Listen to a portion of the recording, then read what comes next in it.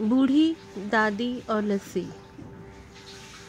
बनारस में एक चर्चित दुकान पर लस्सी का ऑर्डर देकर हम सब दोस्त यार आराम से बैठकर एक दूसरे की खिंचाई और हंसी मजाक में लगे ही थे कि एक लगभग 70-75 साल की बुजुर्ग स्त्री पैसे मांगते हुए मेरे सामने हाथ फैलाकर खड़ी हो गई। उसकी कमर झुकी हुई थी, चेहरे की झुर्रियों में भूख तैर रही थी, नेत्र भीतर को धंसे हुए किंतु सजल थे। उनको देखकर मन में न जाने क्या आया कि मैंने जेब में सिक्के निकालने के लिए डाला हुआ हाथ वापस खींचते हुए उनसे पूछ लिया, दादी लस्सी पियोगी? मेरी इस बात पर दादी कम अचंभित हुई और मेरे मित्र अधिक, क्योंकि अगर मैं उनको पैसे देता तो बस 5 या 10 रुपए ही देता, लेकिन लस्सी तो 25 रुपए की एक है, इसलिए लस्सी पिलाने से मेरे गरीब हो जाने की और उस बूढ़ी दादी के द्वारा मुझे ठग कर अमीर हो जाने की संभावना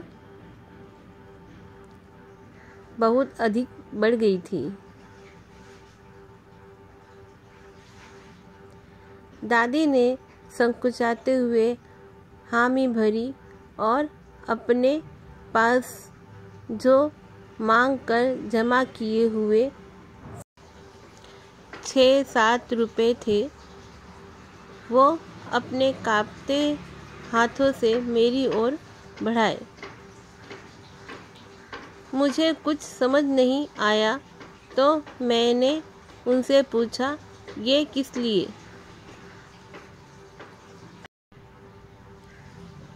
इनको मिलाकर मेरी लस्सी के पैसे चुका देना बाबूजी। भावुक तो मैं उनको देखकर हो ही गया था, रही बची कसर उनकी इस बात ने पूरी कर दी। एकाएक मेरी आंखें छलछला आई और भरभराए हुए गले से मैंने दुकान वाले से एक लस्सी बढ़ाने को कहा। उन्होंने अपने पैसे वापस मुट्ठी में बंद कर लिए और पास ही जमीन पर बैठ गई।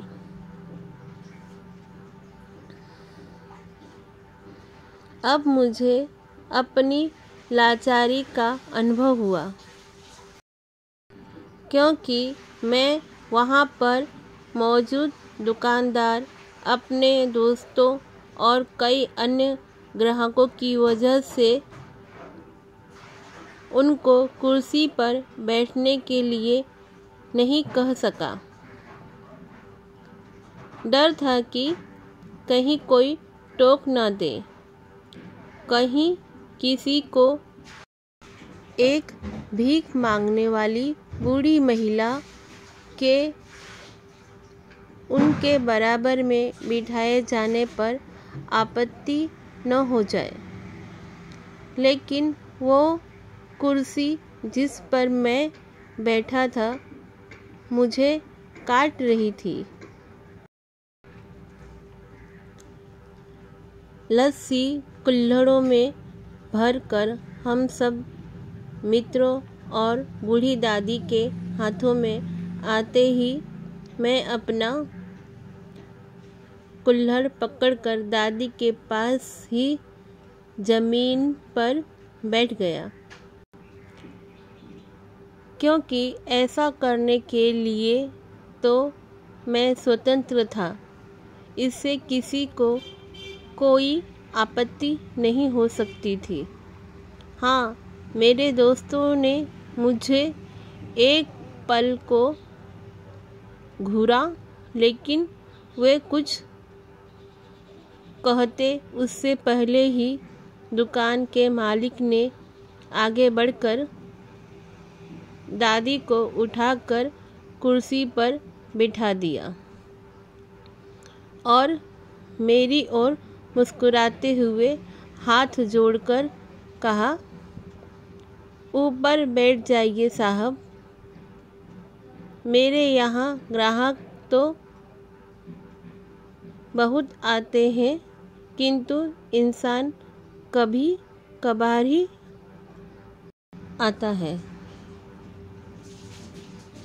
अब सबके हाथों में लस्सी के कुल्हड़ और ओठों पर महज मुस्कान थी। बस एक वो दादी ही थी जिनकी आंखों में तृप्ति के आंसू, ओठों पर मलाई के कुछ अंश और दिल में सैकड़ों दुआएं थी।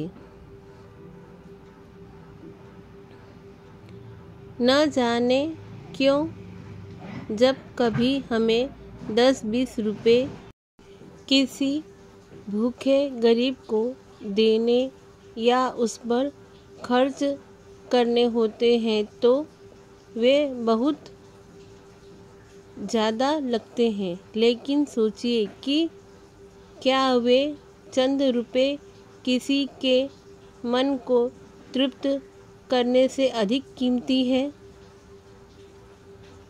क्या कभी भी उन रुपए को बियर, सिगरेट पर खर्च कर ऐसी दुआएं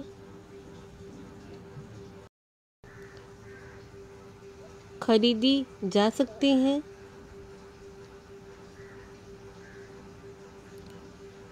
जब कभी अवसर मिले, ऐसे दयापूर्ण और करुणा में काम करते रहें। भले ही कोई अभी आपका साथ दे या ना दे, समर्थ करे या ना करे, सच मानिए, इससे आपको जो आत्मिक सुख मिलेगा वो अमूल्य है। कहानी पसंद आए तो लाइक कीजिए, सब्सक्राइब कीजिए, चैनल को सपोर्ट कीजिए, कमेंट कीजिए कैसा लगा आपको कहानी। धन्यवाद।